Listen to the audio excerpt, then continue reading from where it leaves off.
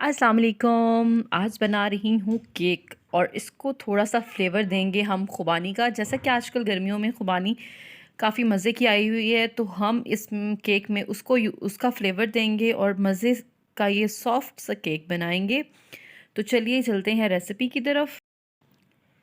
सबसे पहले मैं 3 अंडे लूँगी और 3 अंडे के हिसाब से सारी मेजरमेंट आप नोट कर लीजिएगा, क्योंकि बेकिंग में अगर आपकी मेजरमेंट ठीक नहीं है तो आपकी वो चीज़ बिल्कुल ठीक नहीं बनेगी। तो मेजरमेंट आपने अच्छे से देखनी है। इसको देखिए इतना अच्छे से मैंने फेंटा है कि झाग बन गई है। अब इसमें थोड़ा-सा बिल्कुल 1 चुटकी नमक डालूँगी और 1 कप इसमें मैं डालूँगी बड़ा कप चीनी का। आप इसी भी चीनी भी शामिल कर सकते हैं और इसे अच्छे से फेंटना है, इतना कि चीनी अच्छे से मिक्स हो जाए। मुझे इसे कुछ फेंटना भी था, इस वजह से भी मैंने चीनी को पीस के नहीं डाला, ऐसे ही डाल दिया। और तकरीबन 1/3 कप आपने ऑयल डालना है और आधा कप जो है दही डालना है। दही कोशिश कीजिएगा पतला ना हो, थोड़ा-सा गाढ़ा दही लेके वो डालना है। इन सब चीज़ों को अच्छे से मिक्स करना है और बिल्कुल जब अच्छे से मिक्स हो जाएंगे तो फिर आपने एंड में इसमें डालना है।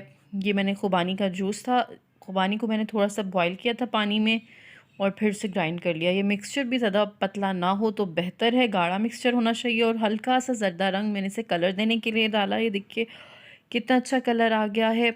और बिल्कुल फिर अब इसे ज़्यादा नहीं फेंटते हम, चलते हैं मैदा डालने की तरफ। तकरीबन 1.5 कप इसमें मैं मैदा डालूँगी और कप जो है वो नॉर्मल साइज़ का लेना है और इसे अच्छे से मिक्स कर लूँगी आहिस्ता-आहिस्ता, थोड़ा-थोड़ा डालते-डालते सारे मैदे को।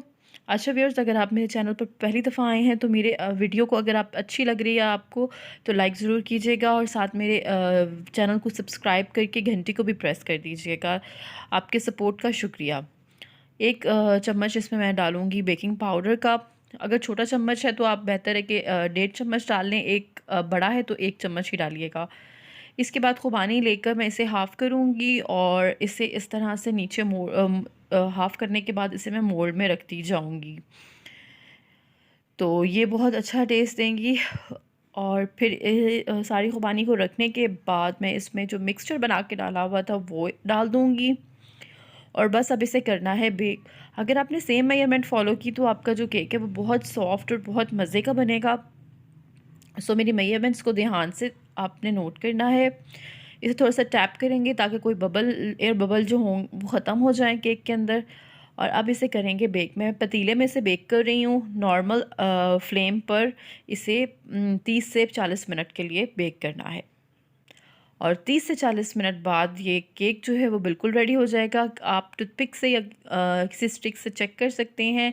अगर कुछ लग कर ना आए तो इसका मतलब है कि आपका केक बेक हो चुका है। और केक हमेशा चेक करने के लिए दरमियान में चेक करना है, साइड से क्योंकि पक जाता है लेकिन दरमियान से रह जाता है। तो ये देखिए हमारा ज़बरदस्त सा जो एप्रिकॉट केक है वो तैयार हो चुका है। आप भी ज़रूर ट्राई कीजिएगा। अल्लाह हाफ़िज़।